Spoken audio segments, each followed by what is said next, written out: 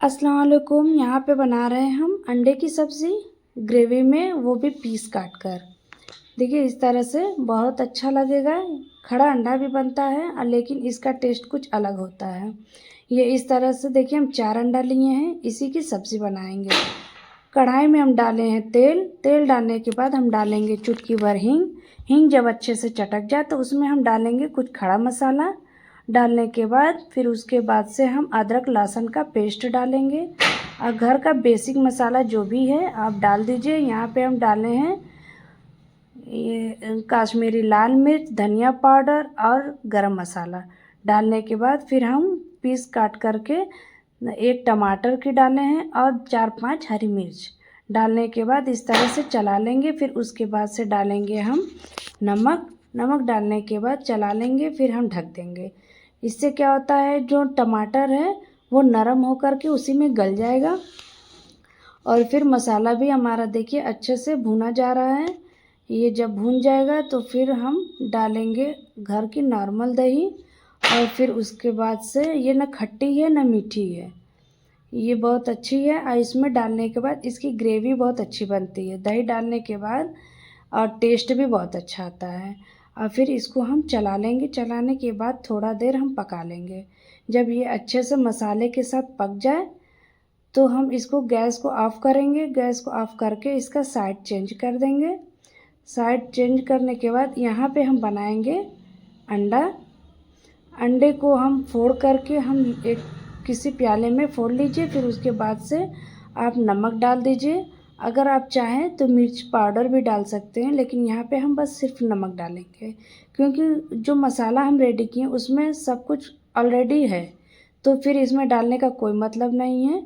और फिर यहाँ पे हम फ्राई पैन लिए हैं, उस पर डाले हैं 1 चम्मच तेल।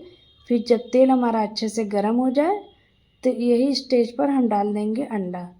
जो अंडा है ये देखिए इस तरह से फैला लीजिए। फैलाने के बाद जब नीचे का हिस्सा जो है थोड़ा टाइट हो जाए, ऊपर का अगर कच्चा है तो कोई बात नहीं है, धनिया की पत्ती अगर है तो डाल दीजिए, नहीं है तो कोई बात नहीं। आप इस तरह से आप कोई भी शेप दे कर सके, 2 टुकड़ा या 3 टुकड़ा जो भी आपके पीस करना है आप कर सकते हैं। और फिर करने के बाद दोनों तरफ से इसकी सेकाई कर देंगे ताकि मतलब जो नरम होगा तो वो ग्रेवी में जाने के बाद थोड़ा लूज़ हो जाएगा, तो टाइट रहेगा तो बहुत अच्छा लगेगा। और फिर इस तरह से हम दूसरा भी सेम प्रोसेस बना दिए हैं। इस तरह से उसकी भी कटिंग करेंगे। कटिंग करने के बाद सारा हम प्लेट में निकाल लेंगे। जितना भी 2 अंडे की बनाना है या 4 अंडे की, आपको जितना भी अंडे की बनाना है आप बना करके इस तरह से प्लेट में सबको बारी बारी निकाल लीजिए। सेकाई अच्छे से कर दीजिएगा। फिर उसके बाद से जो हमारा जो ग्रेवी है वो भी बन कर के रेडी है। इस तरह से हमारा जो अंडा है उसकी पीस कट करके रेडी हो गई है। और फिर जो ग्रेवी है उसमें अगर आप चाहिए सूखा चाहिए तो सूखे में ही डाल सकते हैं, अगर थोड़ा ग्रेवी चाहिए तो उसमें पानी डाल करके थोड़ा देर पका लेंगे।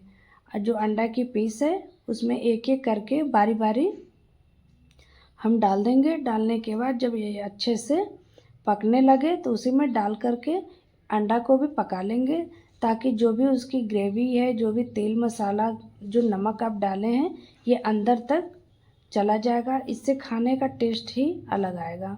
और फिर इस तरह से थोड़ा देर ढक करके ही इसको पका लेंगे ताकि अंदर तक चला जाए।